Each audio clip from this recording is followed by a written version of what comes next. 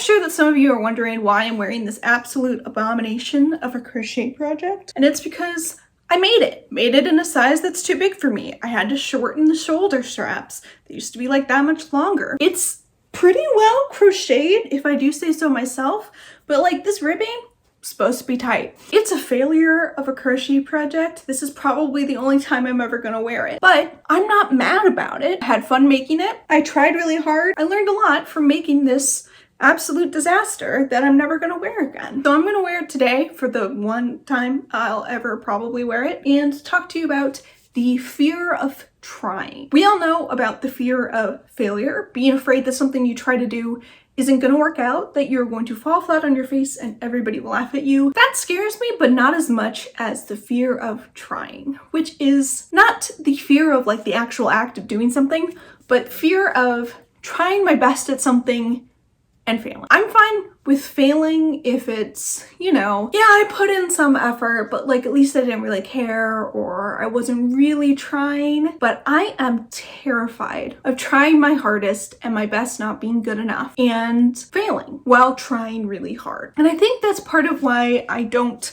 upload to YouTube as much, which is also just because I don't have the energy most of the time. I'm still struggling with my asthma, so talking for long periods of time is hard. Nobody watches my YouTube videos. I mean, you do, because you're watching this one right now, but like no one watches them. I have 51 subscribers, and that's fine. I don't upload consistently because it's really discouraging to put something out there that you worked really hard on and no one watch it, even though you know no one's gonna watch it while you're making it. And I really enjoy making YouTube videos, but I fear that by trying really hard to do this, I will look silly because I am not succeeding. And that's a little ridiculous because I enjoy filming videos, I enjoy editing videos, and I don't know how to overcome this. I really, really want to make it in the music industry, but I don't want to try because then if I fail while I'm trying really hard, I'm just not good enough, and it's more embarrassing than trying a little bit and failing because you didn't try hard enough.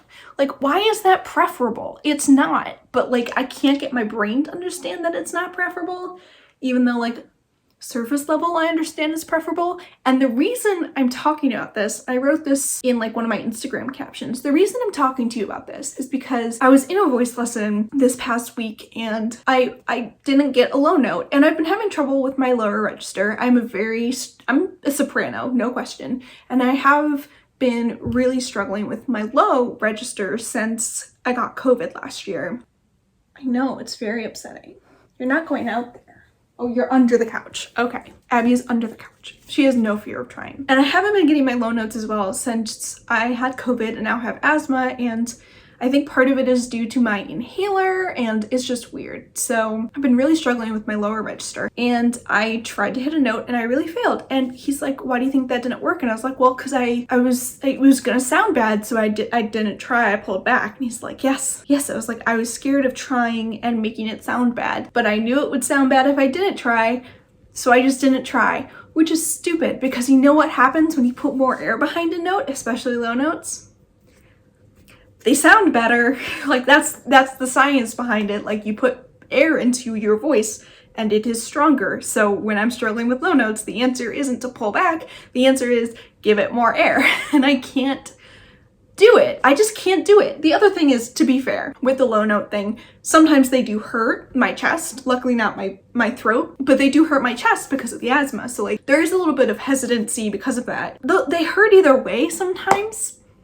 It's not a good enough excuse. I just need to try. Like, I just need to try. And it's not that I don't want to try, it's that I'm afraid of failing, but I'm more afraid of trying and failing, which is ridiculous. Am I the only one who feels this way? It's really, really specific. I am terrified of trying really, really, really hard and failing because of how it'll look. But then I can crochet this absolute trash bag of a summer top. That's what this is supposed to be.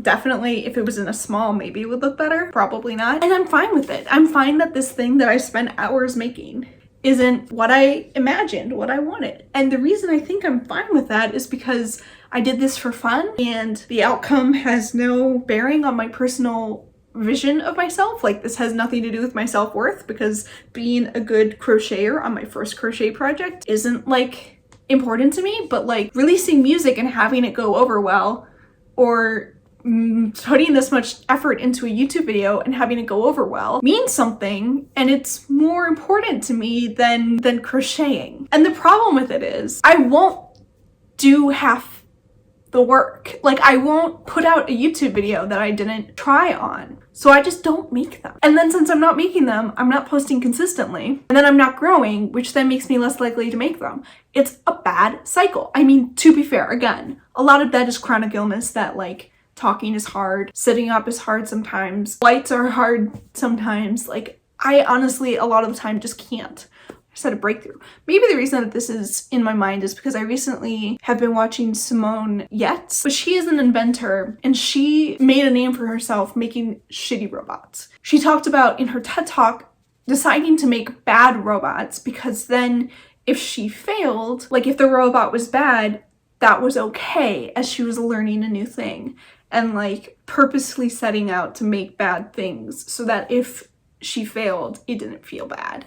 And I want that, but I can't do that because when you make bad music, it's just bad music. So that's where we're at. So I'm gonna go through all the spiel, but if you're gonna click out, bye. Feel free to stick around and subscribe and comment and like this video and engage with it. Tell me that you're out there and very lonely in this space. And let me know if you've ever felt this way too. If you want to see more of me, I am more active on Instagram at the Robin Owens Music. You can also follow me over there to see stories about my cat and photos about this face. So I'm gonna go take this sweater vest off and fold it and put it into a drawer to rediscover in a few years.